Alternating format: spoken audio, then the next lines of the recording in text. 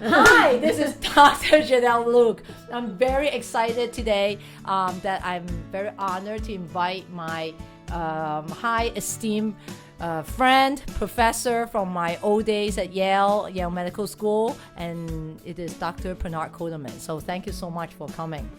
It's a pleasure to be here. Nice to see you. Thank you. We've been trying to meet up with each other for 5 years because she's very busy and has many students under her care as well as kids.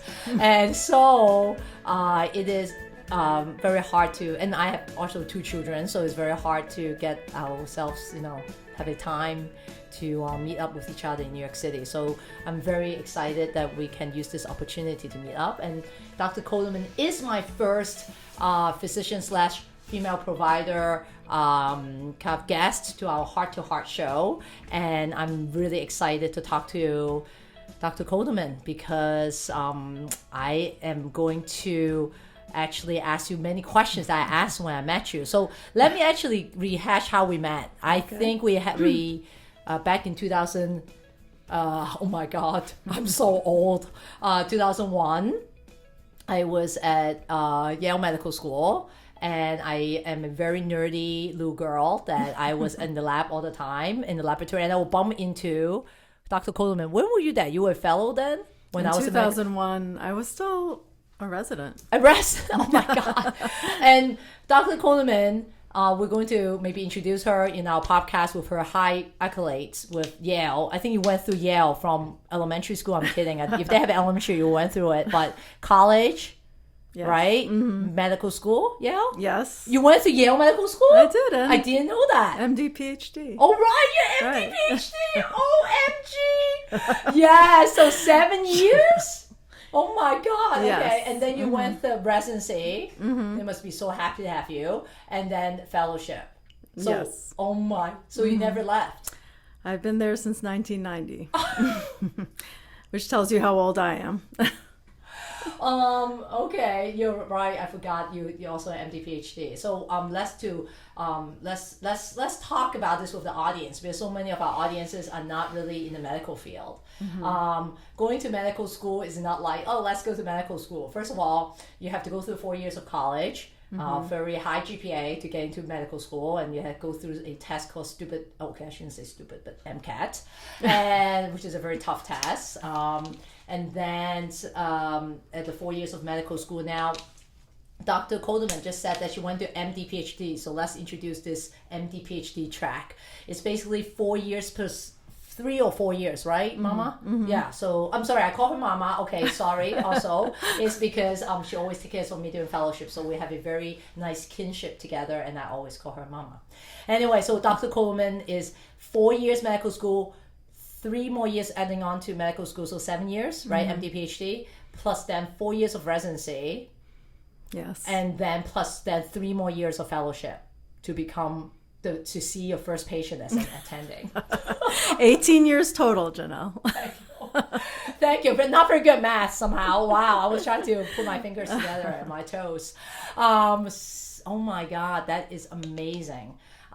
So I met Dr. Coleman during I also went through Yale Medical School, and I went through Yale Fellowship. I did leave Yale for 4 years to Boston, for 4 years of Brigham at Boston for training, and then came back for fellowship. So I keep on bumping into Dr. Coleman when I was a medical student and when I was a fellow. So why is that important? Why it is important for this episode? Because this episode is really about how we women have to balance residency, like how to even think about having a family in residency. And some of my colleagues just hasn't even met their significant other during residency, and so it's very tough for them to find a husband also. So I think Dr. Coleman also have girlfriends who are in different boats of their lives and different stages of their lives.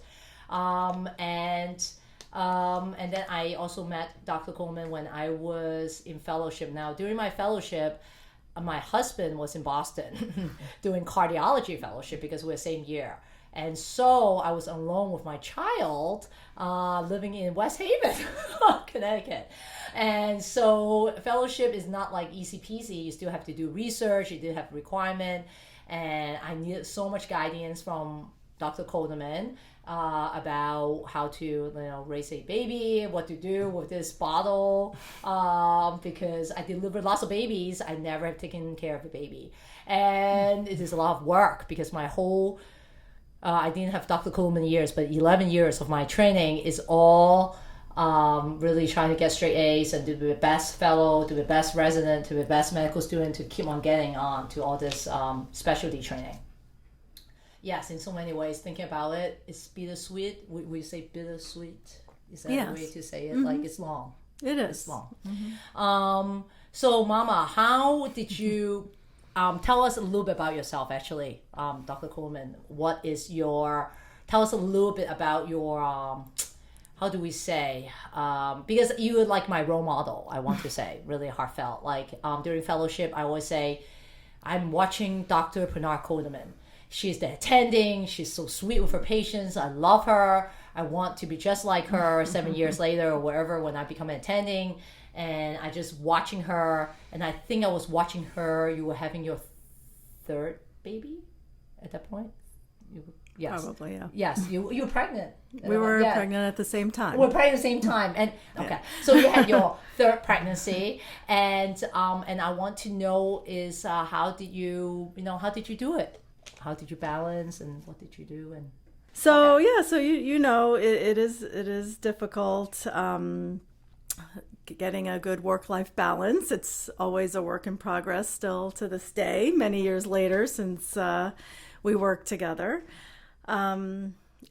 We work in a field where we're very dedicated and involved in our patients' lives, and that often occupies most of our waking hours. So it is sometimes difficult to then go home and deal with the other part of your life and make sure everyone is thriving at home as they are in practice.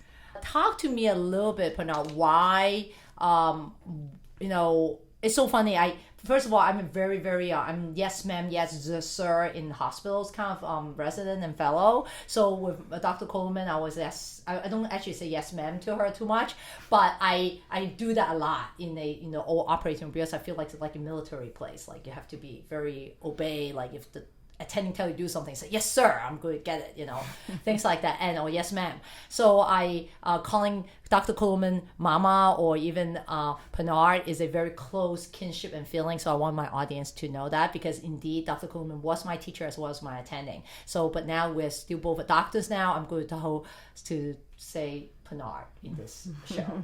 And Pinar, can you introduce us a little bit about your life actually, like whatever you want to tell my audience? So how I told you my side, how I get to know you. Mm-hmm. How did you get to know me, or how do we somehow cross paths in your journey? Yeah. Well, we both ended up in medicine, right? Yes, I grew up in Queens, and my dad was actually an OBGYN. Yes. Which you may remember. Yes, he was on. Was he a professor too? No, he was in private practice in Brooklyn, a solo provider, worked very hard, was very dedicated to his patients, and I witnessed that as a child, and then unfortunately he passed away suddenly when I was 13. Oh, I'm so sorry. And so that really motivated me into following in his footsteps. I really respected what he did and wanted to do the same. So I knew at age 13 I wanted to be an OBGYN, and it sort of made it easy in some ways because I was very focused even at that age. And as we discussed at the beginning, I ended up at Yale and did my training there. And then you and I crossed paths. I remember interviewing you for fellowship and was very happy that you joined our team. It was a good 3 years together. I felt like you and I had very similar outlooks in terms of our approach to patients, our dedication to patient care. I felt like you always understood that very right from the beginning. So we worked well together, and it was a good 3 years. It was a glorious 3 years. It was very interesting 3 years. And I also learned a lot from you, from surgery and so forth. How do you, if a patient, Mama, during those times, we did lots of myomectomy, we did lots of fibroid, we did lots of, what do you tell patients when they're really scared of surgery, like something like endometriosis, and nowadays they have you heard there's some tests now they can check endometriosis from the endometrial biopsy and to see if they, how do you evaluate every patient with menstrual pain with for endometriosis, or what kind of your approach with endometriosis and infertility? Well, with endometriosis, we used to do a lot of surgery for endometriosis, and certainly when we weren't sure if there was endometriosis or not. The paradigm has shifted a little bit so that we're empirically treating and diagnosing more on clinical symptoms, though, as you know, we still do quite a bit of surgery on the appropriate patients. It is always stressful for patients to undergo surgery. I reassure them by reviewing the procedure in detail, answering all their questions, understanding that it's an anxiety-provoking time. I share with them that when I'm having surgery myself, I'm just as anxious and scared, even though I do surgery every week and have operated on hundreds and hundreds, maybe even thousands at this point, do lots of thousands surgeries. Of patients. She's one of the highest volume. So, yes, I am I'm one of the main reproductive surgeons in our group, right. And so I think patients are put at ease and things go well. Or do you do IVF first, or you do laparoscopy first? So we've shifted from doing laparoscopy prior to IVF, unless there's a really good reason to do it, such as severe pain or an undiagnosed mass on the ovary, or we're not really sure if it's endometriosis or maybe something else. Usually we do IVF first in most patients. Have you had very tough cases in your career, like really patients, multiple IVF? What do you tell them? Well, yes, I have. I've had quite a few over the past, I guess, what is it now, almost 15 years. So it is tough on patients when the process is prolonged. I think infertility and women's health related issues can be are very stressful.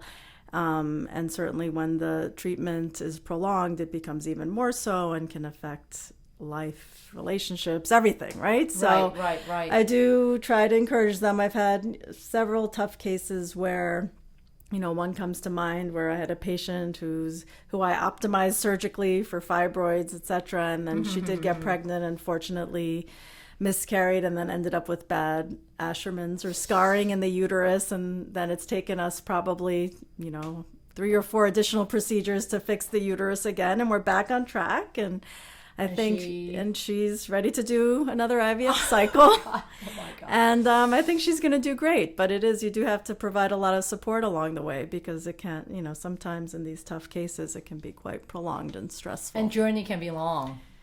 Very long at times. Do you guys have any therapy, or you do offer patients any therapy or acupuncture? Like, do you combine some of that approach to your patients? I do recommend it. I mean, we do have an in-house counselor that most patients take advantage of as needed.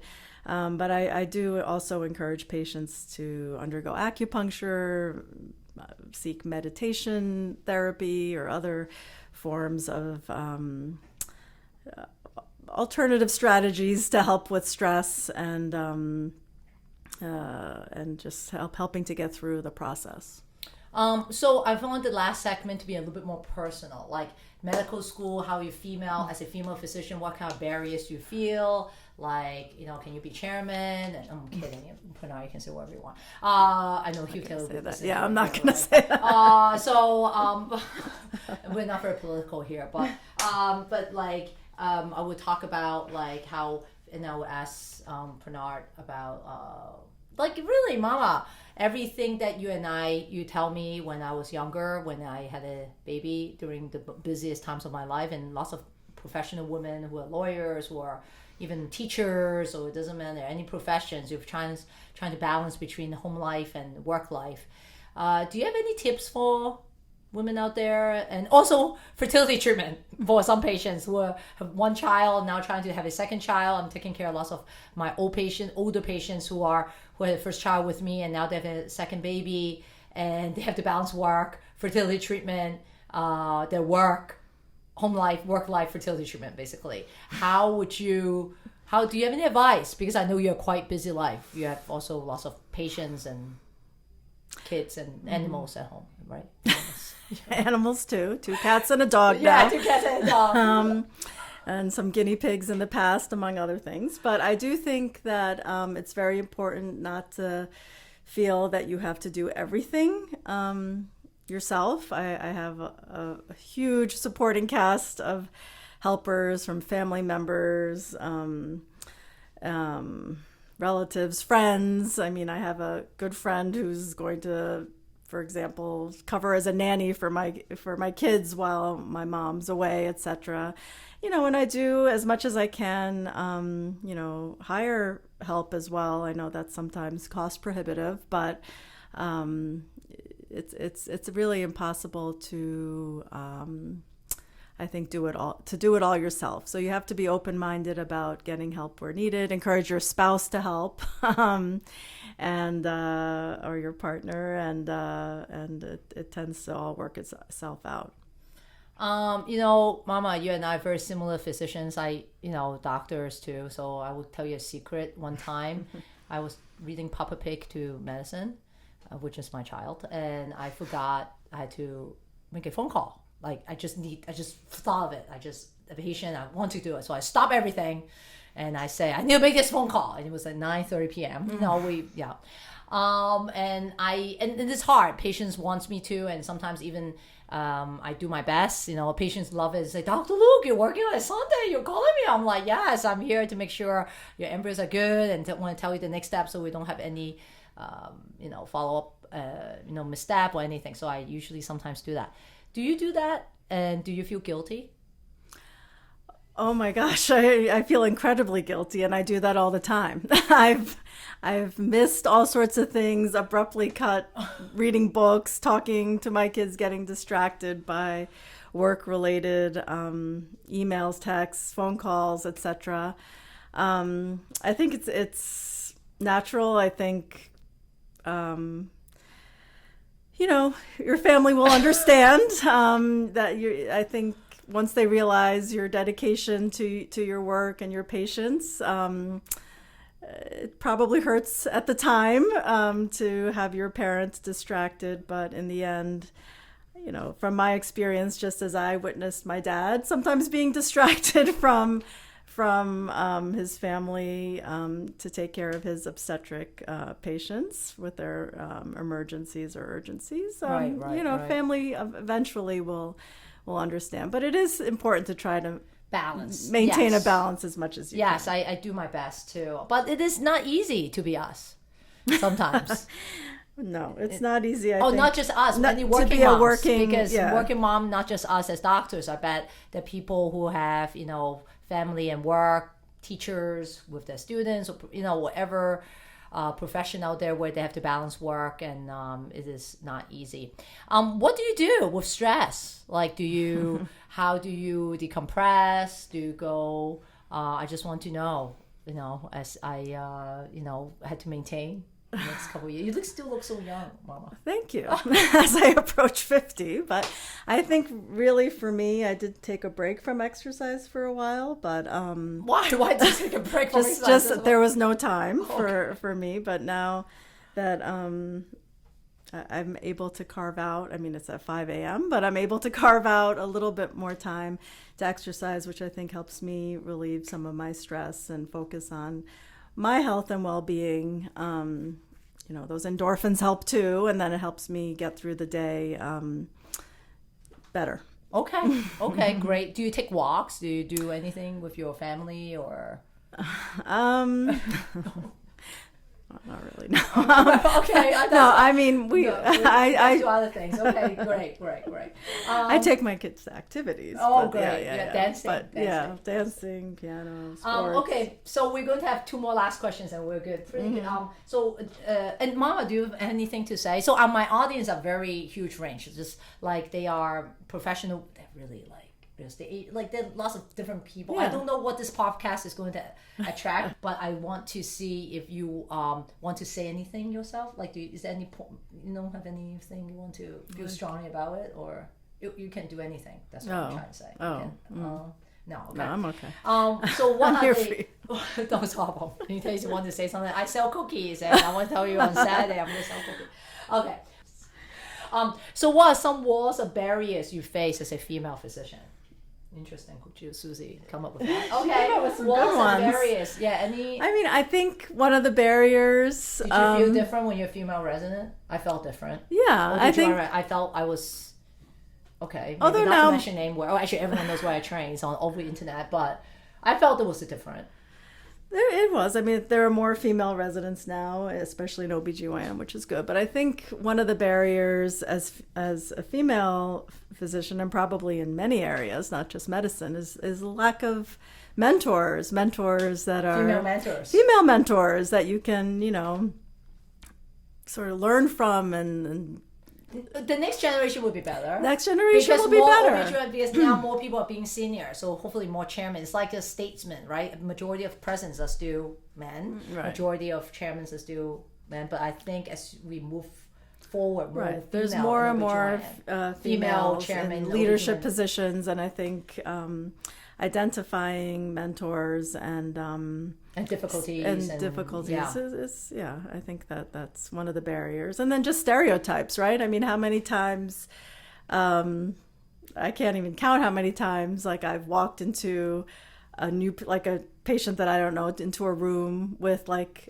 a 20-year-old medical student, and the assumption is that that's the doctor, and I'm the assistant or something. Yeah, oh, right. Really? It's happened. Oh, so wow. I mean, I think as I get older and look my age more, that's not happening as much. But there's just still so many stereotypes that the physician is not the female in the room, right? So that's not that's been a barrier, but it's interesting that in this day and age where we live, there's still happening. Still stereotypes. Yeah, I think from institutions, and it is still happening. I mean, come on, it's not.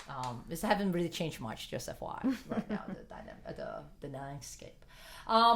What are the advice you want to give to like young female pre-med students or medical students, like in terms of, do you have any advice? I know you teach. You do lots of teaching in Yale Medical School? Still do lots of teaching. Med students, residents, fellows, nurse practitioners. Do you have one day teaching now on your schedule? What's your schedule? I mean, most weeks I'm constantly teaching the fellows and residents on almost a daily basis. But in terms of formal lectures, those are more sporadic. Got you. So you teach medical students, like what kind of advice will you give a female medical, like, because should we worry about biological? I was worrying. Like I met I met my partner back in college at my university at Cornell, and so I was kind of lucky, I guess, because you met someone early. But like, I don't know when you met your significant other, Mama, but like how. What do you give that to? Should all the medical students freeze their eggs? No, I'm kidding. But like, well, I mean, it's an option. What I tell students and residents, when they approach me about this topic, is that there really is never a good time, right? There's going to never be a good time to be a mom, to have a baby. Yes. And so while now freezing eggs is at least a viable option, it certainly wasn't back in the day. It was experimental even when I was a fellow. No, I was resident. So you have to remember that, there is unfortunately a limited time for women still. That might change in the future with some new strategies that are being developed in the research world. But we do have to keep in mind that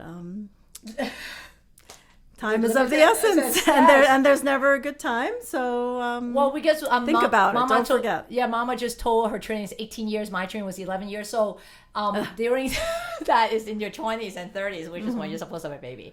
So it's never a good time. I remember in residency, we don't have work hours, 80 work. I mean, we slowly have 80 work, but I was still working a 30-hour shift.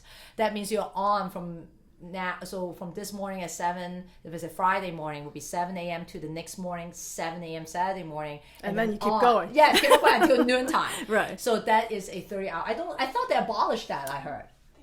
Oh, they did. Oh, yeah. right. Someone. Well, now it's an 80-hour work week. So, but like you, when I did my residency, there were no work hour limits. So. Oh, right. You had the 7 years. See, it's changing every 7 years. It is a little better now. 80 hours is still a long time, and there are certainly still some long shifts. But you have to balance the time it takes to learn medicine and surgery and patient care. And then if you have a baby safety. during residency, because my friend has a baby during residency, she's like went to breastfeed, like she literally was not sleeping to breastfeed, and it was really difficult. Like she has to breast pump, and so residency was not a great time for her having a child. But but everyone balanced, I guess. But it's not easy during the training years. We just want to, I guess, see what is a good time to have a baby, but.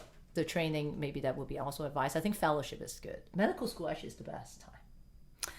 You don't think so at the time? Because it feels so stressful, but I think one of the things we can impart on some of the trainees is that it only gets more stressful. Certainly, I think in many ways being an attending is even more stressful, time than when you're a trainee, because you're ultimately medical school actually is responsible for everything. The most relaxing for all the medical students who still have to figure out how to pay the tuition and now have a baby.